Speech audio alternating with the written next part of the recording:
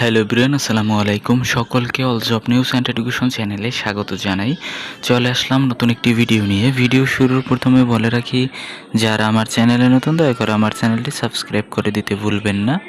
যারা ইতিমধ্যে দিয়েছেন তাদেরকে জানিয়ে অসংখ্য ধন্যবাদ। তো আজকে ভিডিওর বিষয় হচ্ছে, এখানে বলা হয়েছে একাদশ শ্রেণীতে ভর্তির আবেদন শুরু হচ্ছে 2 সেপ্টেম্বর, ক্লাস শুরু 23 সেপ্টেম্বর। জেনে নিন সব তথ্য।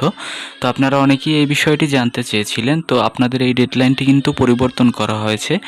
আর ভর্তির আবেদন কিন্তু এবার থেকে নতুন নিয়মে শুরু হবে। তো এখানে বলা হয়েছে, আসন্ন শিক্ষাবর্ষে একাদশ শ্রেণীতে ভর্তির আবেদন ও ক্লাস শুরুর সময় এগিয়ে আনা হচ্ছে। শিক্ষা বোর্ডগুলোর নতুন প্রস্তাব অনুযায়ী আগামী 2 সেপ্টেম্বর একাদশ শ্রেণীতে ভর্তির অনলাইন আবেদন শুরু হয়ে চলবে 10 সেপ্টেম্বর পর্যন্ত। ভর্তি কার্যক্রম শেষ করে 23 সেপ্টেম্বর ক্লাস শুরুর প্রস্তাব করা হয়েছে। ঢাকা শিক্ষা বোর্ডের উচ্চ পর্যায়ের একজন কর্মকর্তা প্রথম আলোকে বলেন, এই সময়সূচি উল্লেখ করে তারা শিক্ষা মন্ত্রণালয়ে প্রস্তাব পাঠিয়েছেন। আজ বৃহস্পতিবারের মধ্যেই মন্ত্রণালয় থেকে এ বিষয়ে অনুমোদন পাওয়ার আশা করছেন।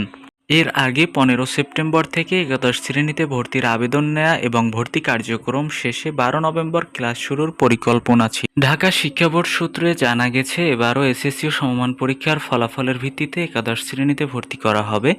কোনো ভর্তি পরীক্ষা হবে না। কেন্দ্রীয়ভাবে অনলাইনে আবেদন নেওয়া হবে এবং শিক্ষার্থীদের ফলাফল, পছন্দক্রম ও প্রযোজ্য ক্ষেত্রে কোটা বিবেচনা নিয়ে ভর্তির জন্য মনোনয়ন দেওয়া হবে। কয়েক বছর ধরেই এসএসসি ও সমমানের ফলের ভিত্তিতে একাদশ শ্রেণীতে ভর্তি করা হচ্ছে। নির্ধারিত ফি দিয়ে ভর্তি ইচ্ছুক শিক্ষার্থীদের সর্বনিম্ন 5টি এবং সর্বোচ্চ 10টি কলেজ বা সমমানের প্রতিষ্ঠানের পছন্দক্রম দিয়ে অনলাইনে আবেদন করতে হয়। পরে ফলাফল, পছন্দক্রম ও প্রযোজ্য ক্ষেত্রে কোটা বিবেচনায় একটি প্রতিষ্ঠানে ভর্তির জন্য মনোনয়ন দেয়া হয়। এরপরে বলা হয়েছে, বাংলাদেশ প্রকৌশল বিশ্ববিদ্যালয় বুয়েট কারিগরি সহায়তায় ঢাকা শিক্ষা বোর্ড কেন্দ্রীয়ভাবে একাদশ শ্রেণীর অনলাইন ভর্তি কার্যক্রম পরিচালনা করে।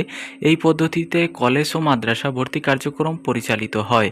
কারিগরি শিক্ষা বোর্ডের অধীনে প্রতিষ্ঠানগুলোয় ভর্তি হয় পৃথক প্রক্রিয়ায়। ঢাকা নটরডেম কলেজ সহ কয়েকটি শিক্ষা প্রতিষ্ঠান ছাড়া দেশের প্রায় সব কলেজ ও মাদ্রাসায় এ পদ্ধতিতে একাদশ শ্রেণীতে ভর্তি করা হয়। ঢাকা শিক্ষা বোর্ডের একটি সূত্র জানিয়েছে, আবেদনের নির্ধারিত সময় অনুযায়ী আগামী 2 থেকে 10 সেপ্টেম্বর পর্যন্ত ভর্তি ইচ্ছুক সবাইকে আবেদন করতে হবে। যারা ফল পুনর্নিরীক্ষণের জন্য আবেদন করেছে তাদেরও আবেদন করতে হবে। তবে পুনর্নিরীক্ষণের যাদের ফল পরিবর্তন হবে তাদের পুনরায় আবেদনের সময় দেয়া হবে। 10 সেপ্টেম্বর পুনর্নিরীক্ষণের ফল প্রকাশ হওয়ার কথা রয়েছে।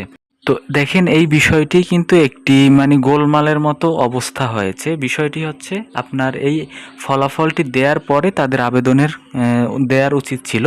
ধরেন আপনার একটা বিষয় ফেল আছে আর সকল বিষয় পাস আছে। তো আপনি যদি ফলাফলের আবেদনের পুনর্নিরীক্ষণে করেন, আবেদন পুনর্নিরীক্ষণের জন্য, তো যখন আপনার রেজাল্টটি যদি পরিবর্তন হয়ে যায় তাহলে তো আপনার পাস আসবে। তখন আপনি যদিও আবেদন করতে পারবেন, কিন্তু এর পূর্বে যারা আবেদন করেছে এবং কলেজ আপনার পছন্দক্রম কিন্তু তখন আর নাও পেতে পারেন। কিন্তু একটি নির্দেশনা দেওয়া হয়েছে যে তাদের আপনার এরপরে হয়তোবা 50টা সিট বাড়ানো হতে পারে। দেখেন, সব কলেজের পক্ষে কি 50টা সিট বাড়ানো কখনো সম্ভব? আসলে আদৌ এটা সম্ভব না। তো এই বিষয়টি কিন্তু এবারে দেখা যাচ্ছে যে করতেছে, কি করে জানি না শিক্ষা ব্যবস্থাটা নিয়ে।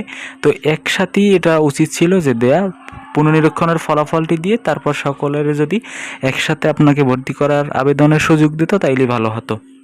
তো বিষয়টি এখানে দেখেন, আরও বলা হয়েছে, শিক্ষা বোর্ডগুলো প্রস্তাব অনুযায়ী 12 ও 13 সেপ্টেম্বর যাদের পুনর্নিরীক্ষণের ফল পরিবর্তন হবে তারা আবেদন করতে পারবে। এভাবে যাচাই বাছাই শেষে 20, 21 ও 22 সেপ্টেম্বর ভর্তির কাজ হবে। তারপর 23 সেপ্টেম্বর ক্লাস শুরু হবে। তবে যারা এই সময় প্রক্রিয়ায় কোনো কলেজ মাদ্রাসা পাবে না, এই প্রক্রিয়ায় যারা কলেজ মাদ্রাসা পাবে না, প্রত্যাশিত কলেজ পাবে না অথবা কোনো কারণে আবেদন করতে পারবে না, 23 সেপ্টেম্বরের পরপর তাদেরও ভর্তির জন্য আবেদনের সুযোগ দেওয়া হবে। এই বিষয়গুলো না করে যদি একসাথে দেওয়া হতো তাহলে আরও আশা করি ভালো হতো। তো এই ছিল আজকের ভিডিও। দেখা হবে পরবর্তী কোনো ভিডিওতে। সঙ্গে থাকুন আমার চ্যানেলের। ধন্যবাদ সকলকে। আল্লাহ হাফেজ।